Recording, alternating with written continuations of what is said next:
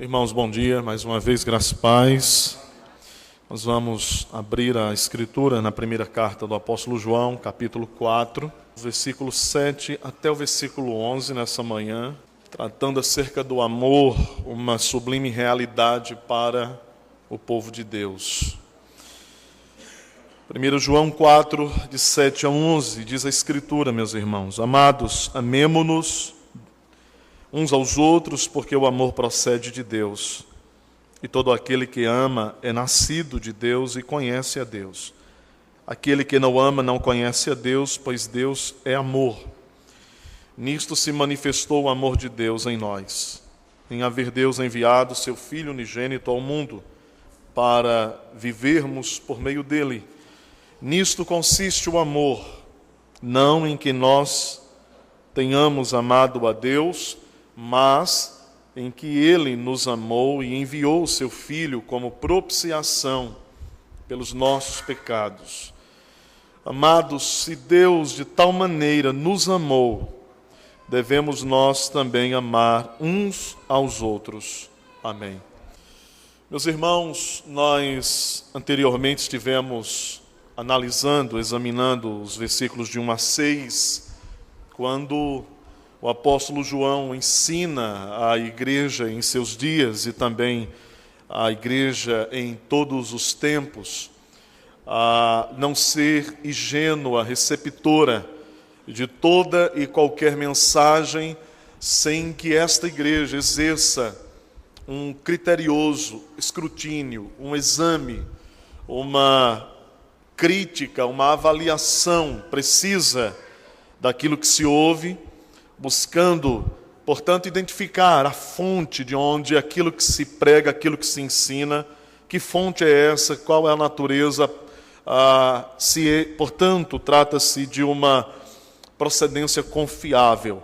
Por isso, João, no início dos versículos do capítulo 4, ele fala com respeito àqueles que negam a vinda de Jesus Cristo a este mundo em carne. Ele está tratando acerca da doutrina fundamental, essencial para o cristianismo, a doutrina da encarnação do Verbo, Cristo que se fez carne. Agora, nos versículos que temos diante de nós, as palavras do apóstolo João contidas aqui nestes versículos, meus irmãos, não tratam de alguma novidade para a igreja. Na verdade, o que essas palavras que lemos comunicam, podemos certamente dizer com segurança. Trata-se de algo já conhecido daqueles irmãos, eles já estavam cientes, já estavam informados essencialmente do conteúdo destes versos de 7 a 11. Basicamente, o que João escreve, meus irmãos, se resume no modo com que Deus nos amou. E que isso, a maneira como Deus nos amou é, portanto, a base, o modelo para todos os seus filhos daí por diante. Por isso que no versículo de número 8, nós lemos, quando João escreve, que aquele que não ama não conhece a Deus. Como vimos, inicialmente João, ele de forma precisa, conduz a igreja a distinguir a verdade do erro, a separar a verdade do erro. Ele escreve inicialmente a fim de que a igreja possa distinguir os verdadeiros pregadores do Evangelho dos falsos mestres que pregavam, como mesmo João nos informa, sob inspiração demoníaca, falando por demônios, ou sendo estes mestres falsos, portadores de uma mensagem maligna para a igreja.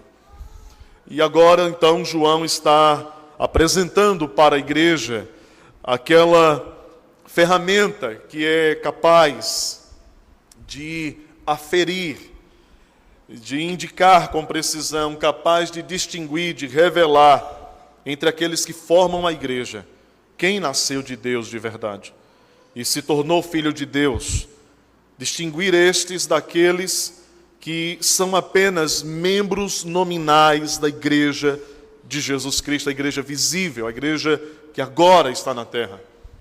Nós não somos ingênuos, não somos bobos, e certamente não temos por certeza que todos que compõem as fileiras da igreja visível são de fato filhos de Deus, nasceram de fato de Deus. Então João agora está escrevendo, e aquilo que ele escreve acerca do amor como uma sublime realidade para o povo de Deus é esse instrumento poderoso que põe em distinção aqueles que de fato procedem de Deus daqueles que não procedem de Deus. O amor é esta ferramenta, é o instrumento capaz de aferir isso. E João e Paulo, por exemplo, são unânimes quanto ao papel, significado e os efeitos, meus irmãos, do amor na vida do povo de Deus. Por exemplo, o apóstolo Paulo, ele afirma ser o amor um caminho sobremodo excelente em relação aos dons do Espírito, aos dons espirituais. E o apóstolo Paulo, sem qualquer reserva, ele afirma que o amor está acima de todos os dons. Então, se alguém desejasse algum dom muito especial, muito relevante à sua vista, este deveria então desejar amar mais e viver mais o próprio amor.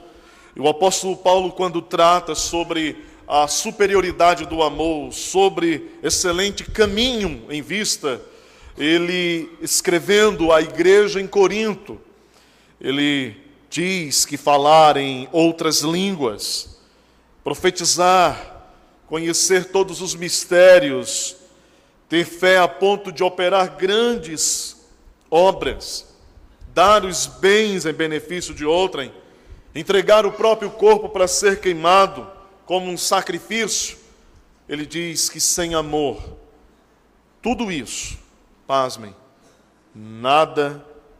de nada se aproveitaria. Nada, nenhum benefício, nenhuma valia, nenhum efeito real, concreto, sem amor. Nada importa.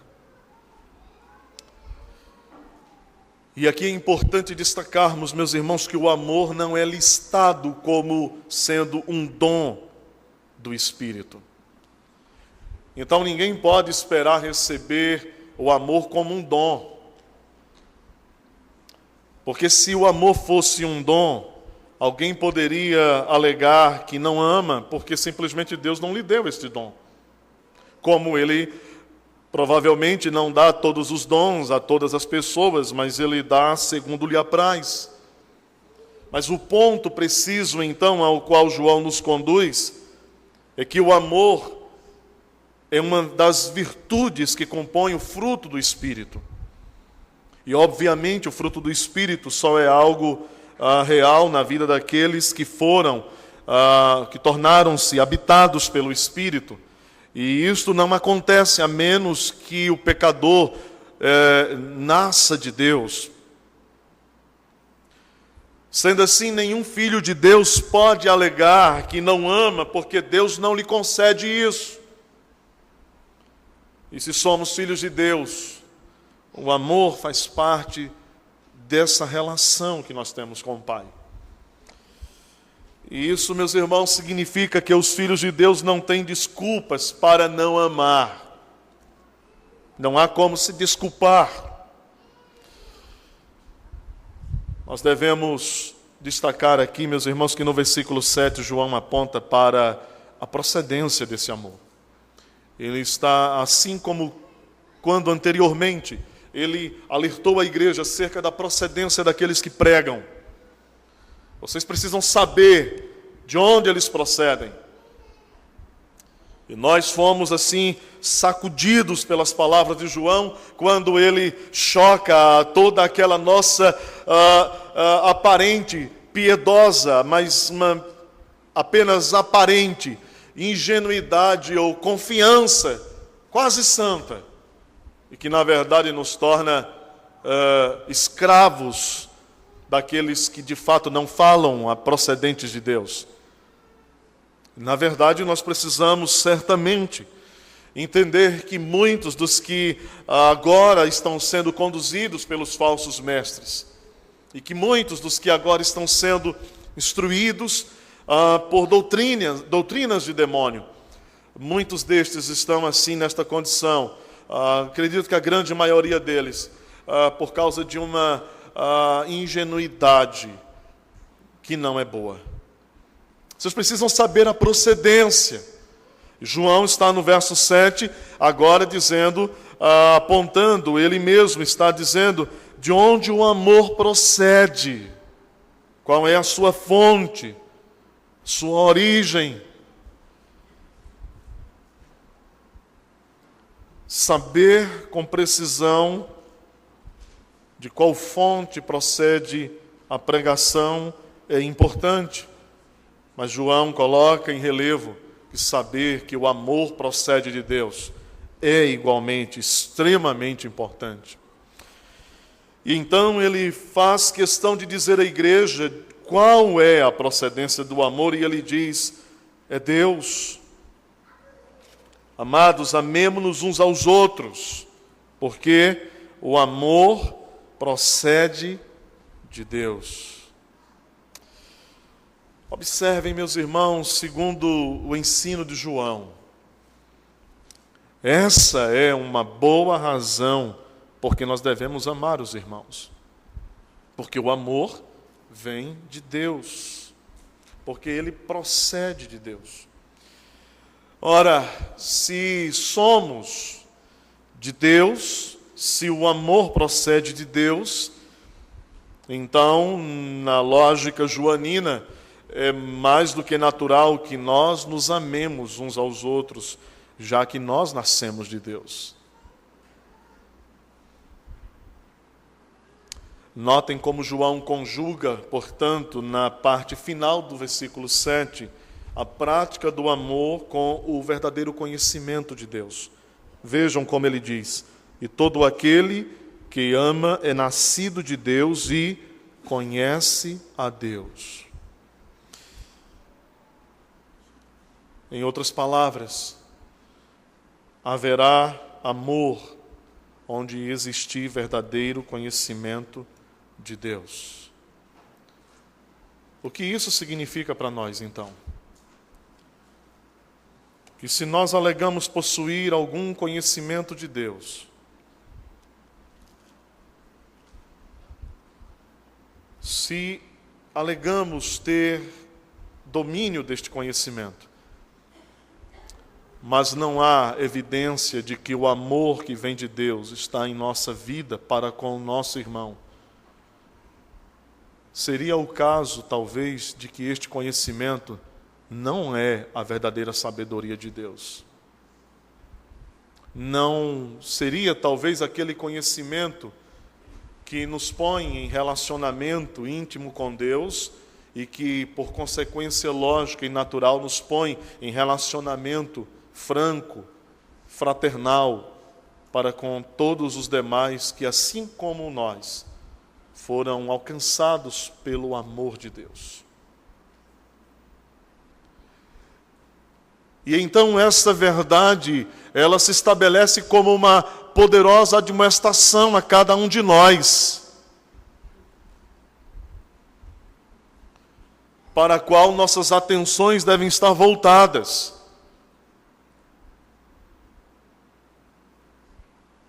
Porque quando, cercados de nosso conhecimento acerca de Deus,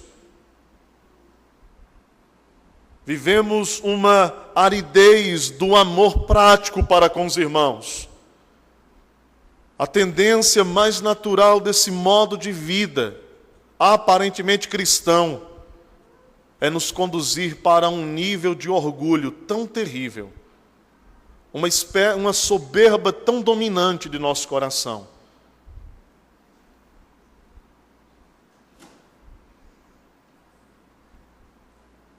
A partir da qual nós agimos como autossuficientes. E em resposta à nossa autossuficiência, desprezamos os que não estão em nosso próprio nível. E este é um grande perigo.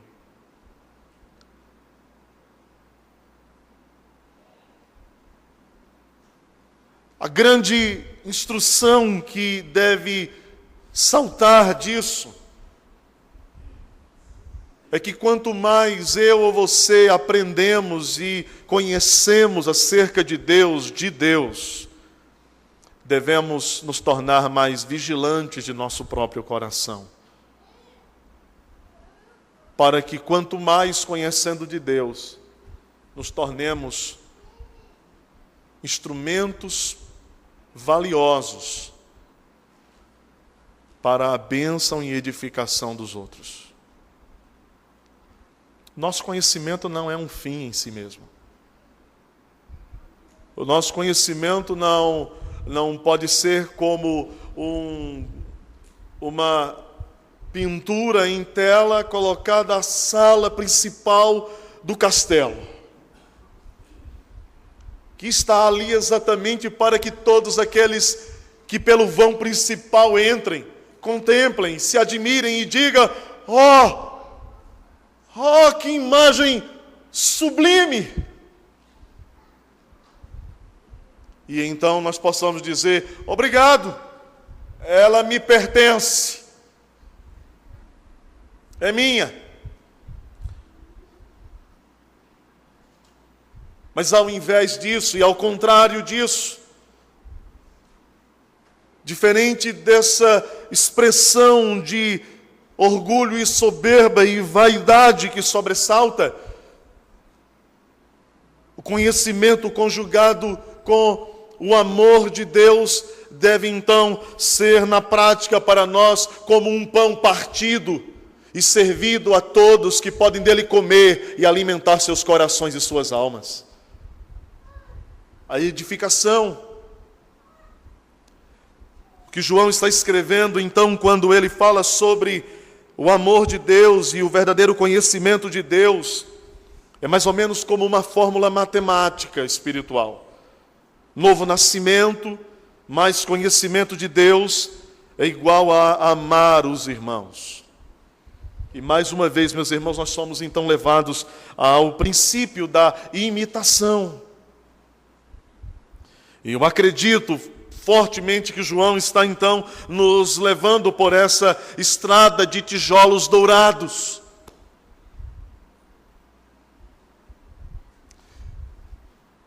Ele está então nos ensinando novamente o princípio da imitação.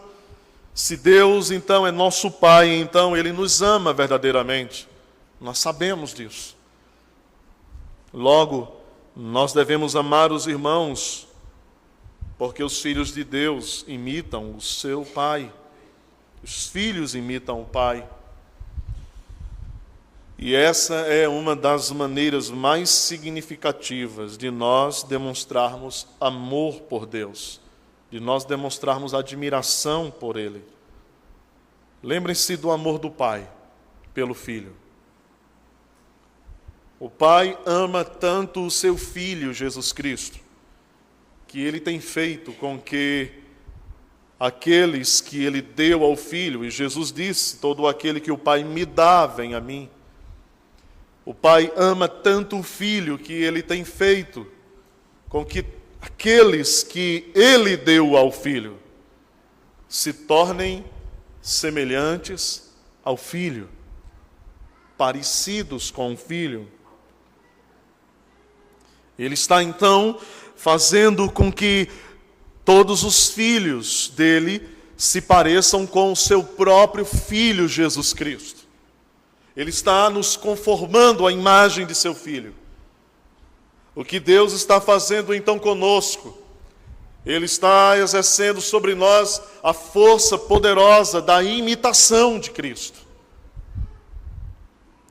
Você pode olhar agora para você mesmo e você pode se olhar no espelho. Você deve fazer isso mais de uma vez por dia, talvez. Se bem que tem alguns irmãos que parecem que não se olharam no espelho. Às vezes nós nos encontramos com os cabelos meio desarrumados. Eles não tiveram, talvez, um tempinho de passar em frente ao espelho quando acordaram. Acontece. Mas eu não estou falando precisamente de se olhar no espelho, tecnicamente falando. E talvez você possa olhar para você agora, e nós podemos nos olhar agora, e na verdade a gente possa dizer, não acho que eu estou tão parecido com Jesus assim ainda. Não é verdade? Eu não acho que eu estou tão assim conformado à imagem dele. Eu tenho dúvidas sérias se eu estou parecendo mesmo com Jesus. E tudo isso é muito natural ainda para nós, afinal de contas, nós não fomos ainda elevados à estatura de varão perfeito. E a nossa própria fraqueza e limitação e falibilidade humana, ela faz com que nós não, sinceramente, desconfiemos se estamos mesmo sendo assim tão parecidos com Jesus. Mas o fato é, Deus está exercendo esta poderosa imitação na nossa vida para que nós sejamos parecidos com o seu Filho. Ele começou isso. Um dia ele deu início a isso. Ele começou isso na sua vida talvez há 20 anos atrás. E talvez você pudesse também dizer, nossa, há 20 anos Deus começou a fazer esse negócio com a minha vida. E eu ainda estou assim. Porque 20 anos é muito tempo. Em 20 anos dá para a gente fazer um monte de coisa. Dá para a gente estudar muita coisa, dá para a gente conhecer muitos lugares em 20 anos. Mas talvez a gente olhe e diga assim, há 30 anos eu sou crente. E Deus começou a fazer essa obra de imitação em minha vida há 30 anos. E quem sabe você diga assim, eu acho que Deus ainda vai precisar de mais uns 230 anos para melhorar um pouquinho esse negócio que eu sou aqui.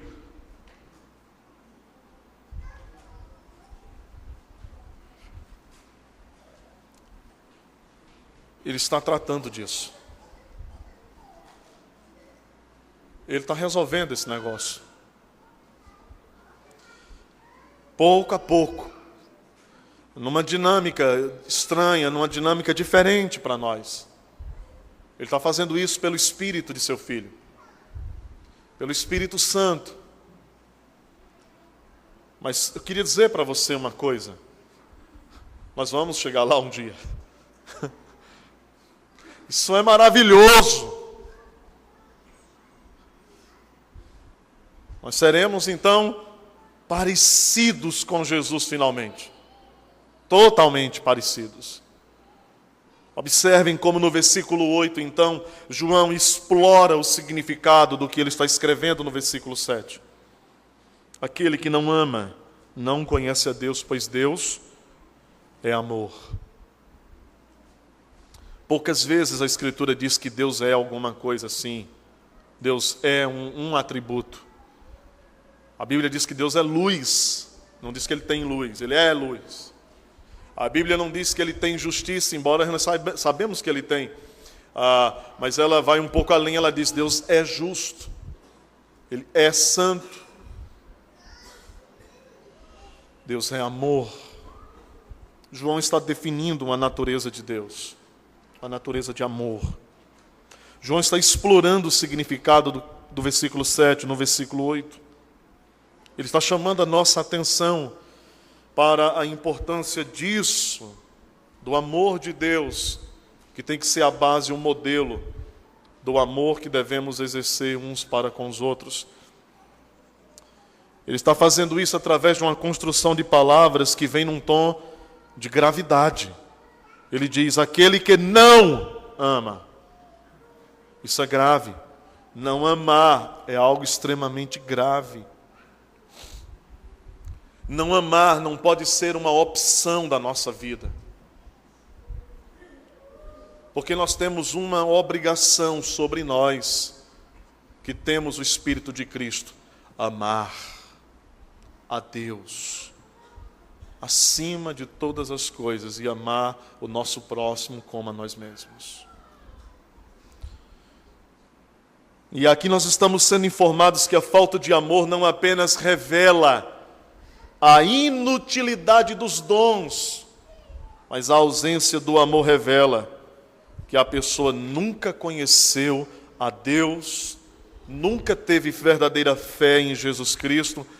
A ausência do amor revela não apenas a inutilidade de dons, de capacidade, mas revela o estado do homem. A ausência do amor revelará o estado de alguém como sendo de trevas e não de luz, como sendo de morte e nunca de vida. Porque para João é absolutamente incompatível a ausência do amor e o conhecimento verdadeiro de Deus. Por quê? Por que para ele é incompatível essa relação? Não ter amor e ter o conhecimento verdadeiro de Deus. E a resposta, meus irmãos, para essa inadequação, para essa incompatibilidade, nós não podemos não amar e ao mesmo tempo pensar que temos o verdadeiro conhecimento de Deus. A resposta para que João exponha esse absoluto é que o tipo de relacionamento que Deus tem com seus filhos é um relacionamento amoroso. É um relacionamento de amor por meio de seu Filho Jesus Cristo. Ele tem um relacionamento de amor conosco. E esse relacionamento de amor dele conosco é por meio de Jesus Cristo. E isso então significa que Deus nunca ama sem redimir. E Ele nunca redime sem amar. Deus não ama sem redimir alguém. E Deus não redime alguém sem amar esta pessoa. Então, esta fórmula bíblica e exaltada por João, ela, por exemplo, é a solução para aquele conceito equivocado de algumas pessoas que imaginam que Deus tem um monte de filhos, agora mesmo no inferno, sofrendo. Simplesmente por quê? Porque eles não quiseram a salvação em Jesus Cristo, porque eles, no uso fruto de sua própria liberdade, eles rejeitaram a graça de Deus. E Deus, então, agora, como um pai desolado, ferido, rejeitado, oprimido pelo abandono de muitos de seus filhos, Ele agora é incapaz de fazer alguma coisa em favor deles, porque Ele respeita tanto seus filhos,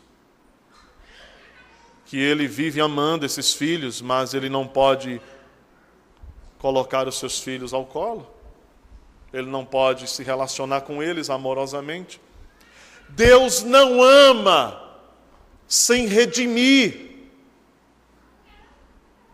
Deus não redime sem amar, porque Deus amou o mundo de tal maneira que Ele deu o seu Filho para que todo aquele que nele crê não morra, mas tenha a vida eterna.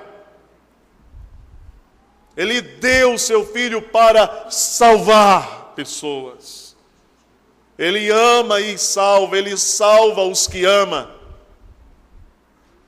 Então, se conhecemos a Deus, isso significa que estamos em relacionamento com Ele por Cristo, por meio de Cristo, e isso envolve amor. E no verso 9, João diz: nisto se manifesta o amor de Deus em nós. Talvez esse seja o versículo mais extraordinário de todos. Aquele que é como o eixo em redor do qual todos os outros versos circulam, rodam, se sustentam. É a estrutura teológica do que João está ensinando à igreja. Nisto se manifestou o amor de Deus em nós, em haver Deus enviado seu Filho unigênito ao mundo para vivermos por meio dele. João está aqui expondo o amor de Deus, afirmando que se o amor pudesse ser colocado bem diante dos nossos olhos, se o amor de Deus pudesse ser exposto aos olhos dos homens, então o que os homens veriam seria o Filho de Deus feito em carne. E aí você pode dizer, e não foi exatamente isso o que ele fez? João está dizendo, nisto se manifestou o amor de Deus. Quando ele fala que o amor de Deus se manifestou, quando Deus enviou o seu Filho, ele está dizendo que Deus manifestou seu amor da forma mais plena que ele poderia fazer, da forma mais intensa que ele poderia fazer. Como ele fez isso? Ele enviou o seu Filho. E o que isto significa então para nós? Significa a mesma coisa que João está lutando por defender desde o capítulo 1, aquilo que ele está defendendo no capítulo 4, no início dos versos.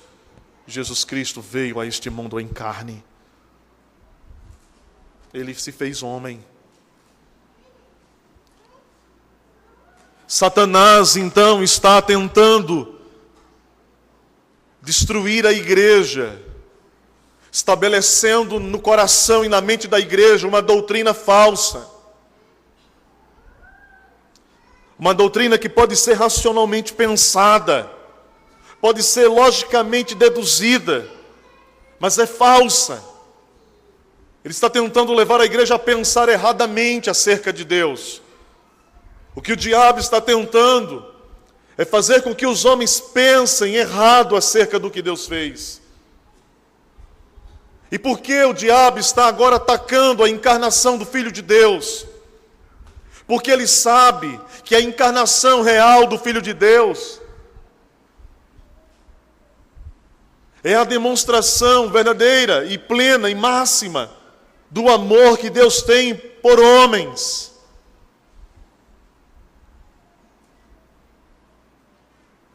E então, se ele consegue fazer com que a doutrina da encarnação seja substituída por uma doutrina da ilusão,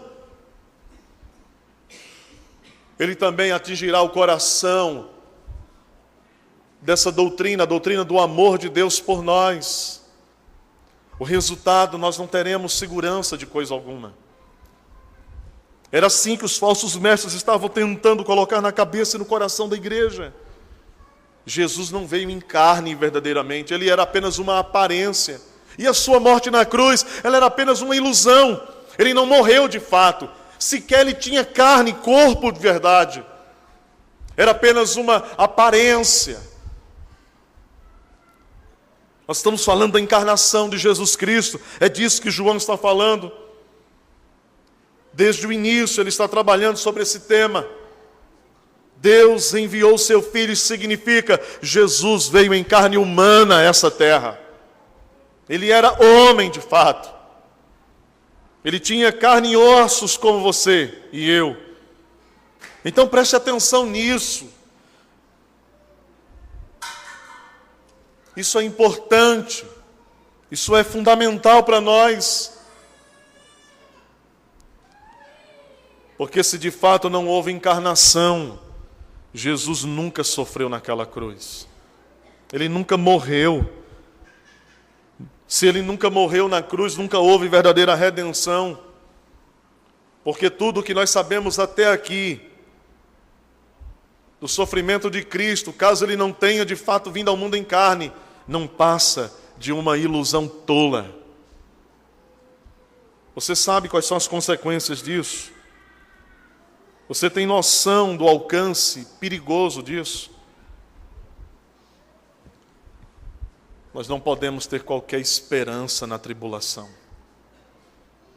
Suas palavras, tais qual, no mundo tereis aflição, mas tende bom ânimo, eu venci o mundo, não farão sentido para nós, se ele não veio em carne. se Deus não demonstrou seu amor de forma plena e máxima quando enviou o seu Filho?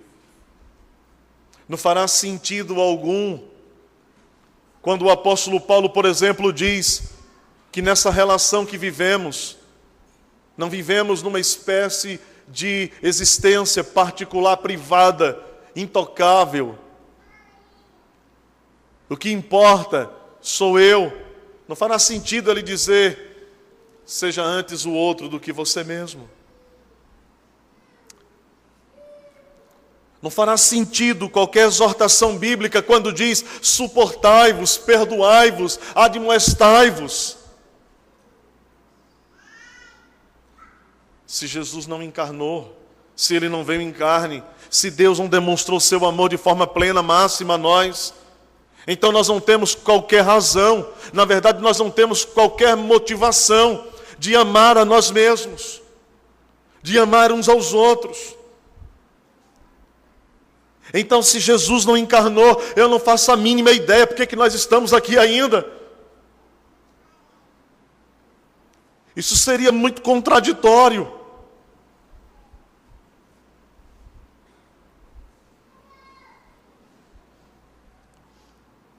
Esta encarnação é algo necessário, irmãos, para a igreja.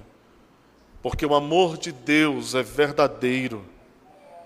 E se Ele nos ama, então Ele deve ter manifestado isso a nós.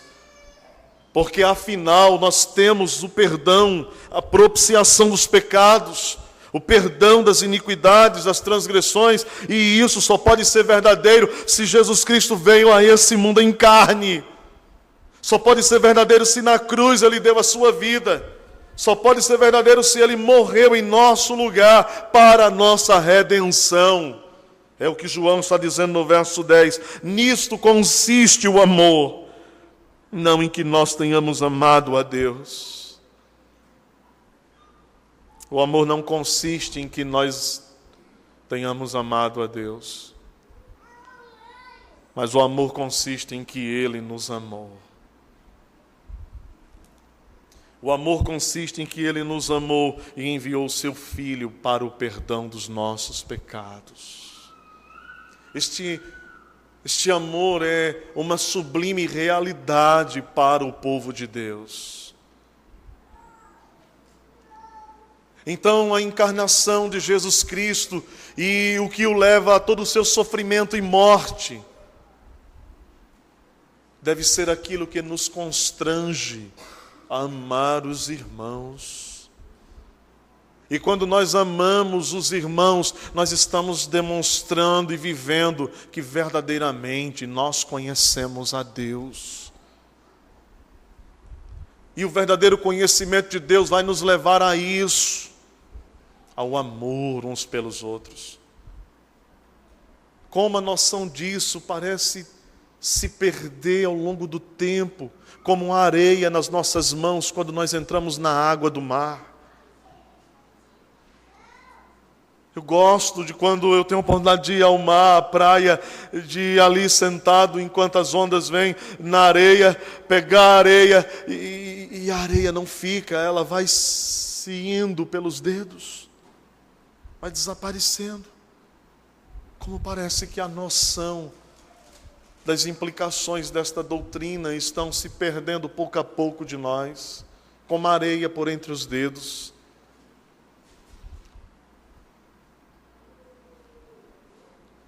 Precisamos vigiar o nosso coração.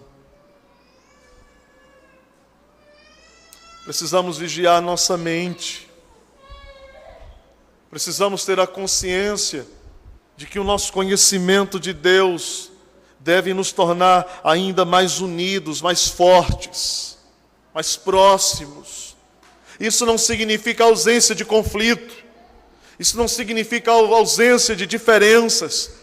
Mas significa que nós vamos vencer os conflitos e as diferenças, porque nós amamos os irmãos, porque Deus nos ama, e Ele nos ama porque Ele deu o seu Filho, e ao dar o seu Filho, Ele nos redimiu do pecado. Isso é poderoso, é uma força poderosa sobre nós. É algo extraordinariamente poderoso para nós. Amados, se Deus de tal maneira nos amou, de tal maneira, ao ponto de enviar o seu Filho a nós, em nossa semelhança, então nós devemos amar uns aos outros. Isso tem que ser lido pessoalmente. Você acredita que Deus te amou? Você acredita que Deus te ama? Você acredita que Ele enviou o seu Filho para você, para morrer por você, porque Ele o ama, então Ele redimiu você do pecado? Você acredita nisso? Então Deus impõe sobre nós um mandamento. Se isso for verdade para nós, nós devemos amar uns aos outros. Amar não é uma escolha, uma opção a ser escolhida. Amar e não amar. Amar é um mandamento de Deus. Sim, será uma escolha no seguinte sentido: quando você decide pela dureza de seu coração não amar o seu irmão. E se assim for conosco, e se a nossa disposição interna for não amar, nós estamos denunciando que provavelmente nós nunca nascemos de Deus, porque os que nasceram de Deus são movidos pelo amor de Deus que os constrange em seu coração. O pecado tentará turvar isso. Nosso pecado tentará manchar essa verdade. Assim como Satanás estava tentando por trás dos falsos mestres manchar a doutrina da encarnação, macular a doutrina da encarnação, solapá-la, excluí-la, miná-la, tirá-la, apagá-la. O pecado tentará também manchar essa verdade em nosso coração. Mas o que Deus está fazendo conosco, estabelecendo em nossa mente e coração a verdade. Não apenas a verdade da segurança do seu amor por nós. Ele nos ama, mas estabelecendo em nosso coração a verdade como uma força poderosa que nos sara, que nos guarda, que promove estabilidade na igreja, que promove proteção na igreja, o amor que devemos ter uns pelos outros. Quem ama não apenas exerce cuidado pelo outro, mas quem ama se sente extremamente cuidado, porque ele sabe que não pode amar por si mesmo. Ele só pode amar porque Deus o amou antes. Quando nós amamos os irmãos, nós estamos vivendo de uma forma prática a doutrina que temos acerca do amor de Deus por nós pela encarnação. Naturalmente, meus irmãos, nós somos capazes de não exercer amor pelas pessoas.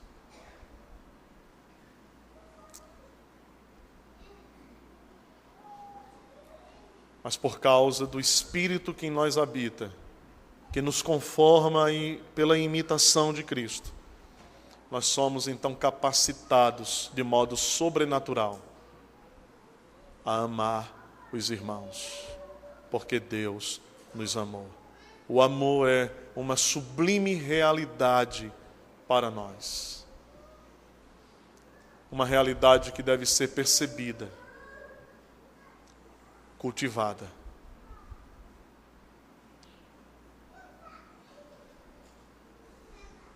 E nós podemos dizer aos irmãos o quanto os amamos de muitas formas.